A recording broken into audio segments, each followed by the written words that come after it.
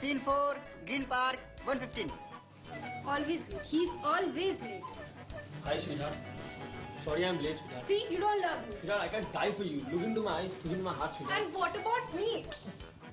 And what about me, huh? God! My God. I don't know, yaar. I'm highly frustrated, man. Shinya. Abhishek, what happened to you? Amit, yeah, I'm really pissed off, man. 3 girlfriends, they went off today, yaar. It's really a bad day for me. That's why I tell you to manage girlfriend, use Post-it as your friend. Why you having this idea? Do you know where brainstorms come from? I don't either. But what I do know is when you're dreaming up ideas and people tell you you're crazy, you have nothing to worry about because it usually means you're on the right path.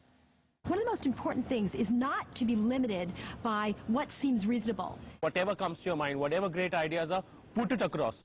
The more outrageous it sounds, the more you should kind of think through and ask, is there a kernel there that's really interesting? I think that you need to devote a lot of time to the beginning phase to sort of just come up with a lot of ideas and then test the feasibility of those ideas by just sitting around a table and making sure you talk through everything. And I think that worked really well for us. We're Team Magic, and what we decided to do is create a public awareness ad for energy conservation. And there's really 2 main messages that we're trying to send to our viewers. The first message is that we'd like college students to be aware of the ecological footprint that they're making. And secondly, we want people to try to make an individual difference by unplugging unused appliances.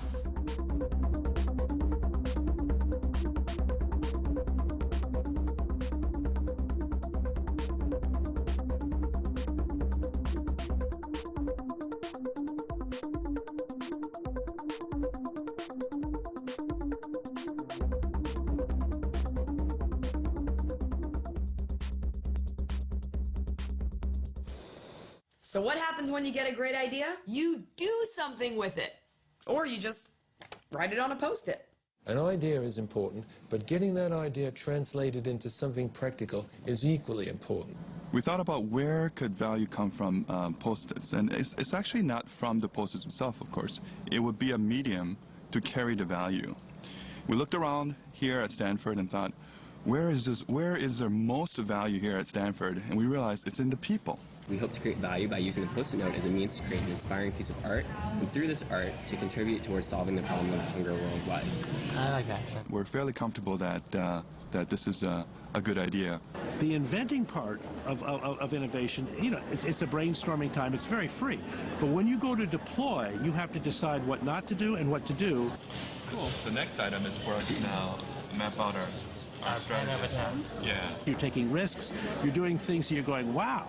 This is a lot harder than I thought. So we're in the execution stage right now, knowing that we don't have much time. We decided to just do some classic cold calling.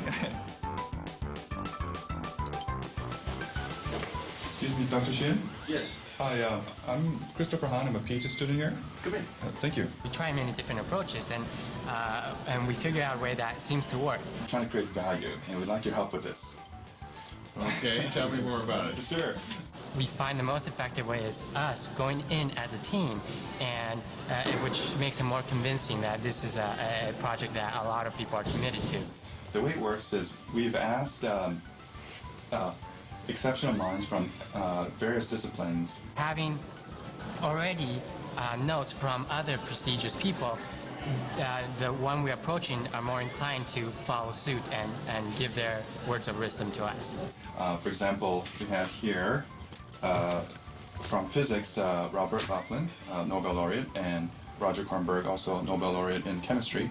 And then just being able to go to them and interact with these famous people, that's quite an experience. What we'd like to ask you to do is simply to share with us any tidbit of wisdom, any words of advice, or you can even doodle on this Post-it note, sign it, and what we would like to do is use that and create 2 identical frames, one of which we're going to donate to a charitable organization, and the other one we're going to donate to the Stanford Museum. Before this, I wouldn't have thought about going to the office. I'll leave it for you in a will call box in the history office. Great, thank you very much. Thank you so much. Good to meet you. Thank you for your time. Good luck. Thank you. Thank you. I think every successful entrepreneur would say, look, I've had a heavy dose of the ability to influence, persuade, in other words, close a sale. Two heads are better than one. 5 or 6 are even better. That's why teamwork is part of the challenge.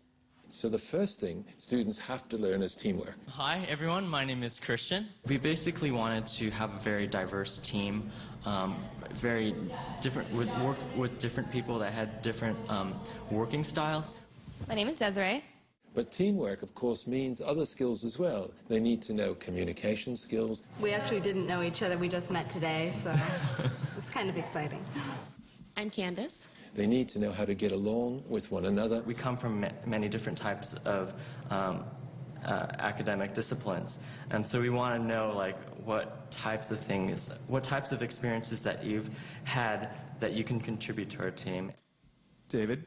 They need to be able to prioritize and to set goals and to meet those goals. It will be a challenge for us to work together to see if we can achieve success together as a very diverse group. I'm Jenny, and we're Group Idealicious. The wonderful opportunity that students have is that they are automatically and naturally in an environment where there's a lot of diversity, there's a lot of different cultures and a lot of different disciplines, and they'll get to experience what that means to form teams and create new solutions to ideas in that diverse community environment.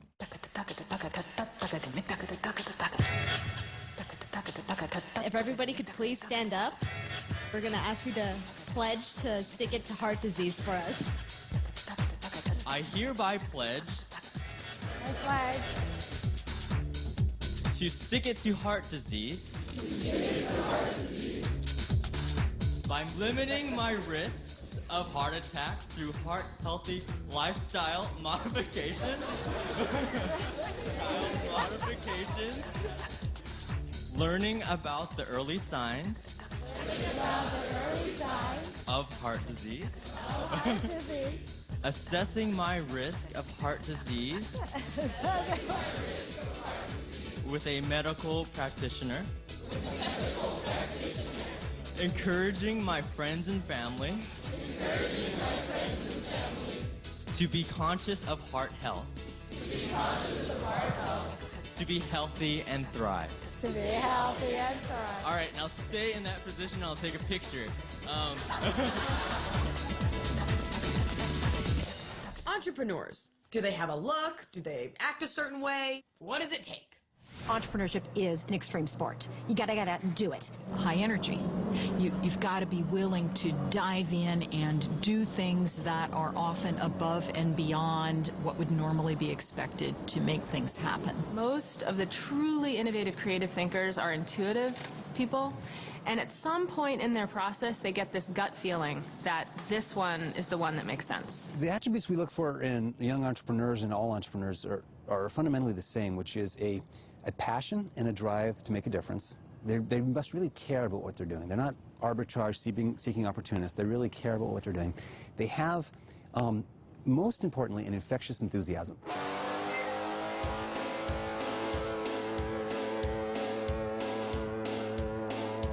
They were really excited because they loved their idea. When you live in a culture where traffic is so problematic and drivers and motorists do not respect each other or pedestrians, you sometimes don't pay attention to these problems, and they are really important problems because they become part of your culture somehow.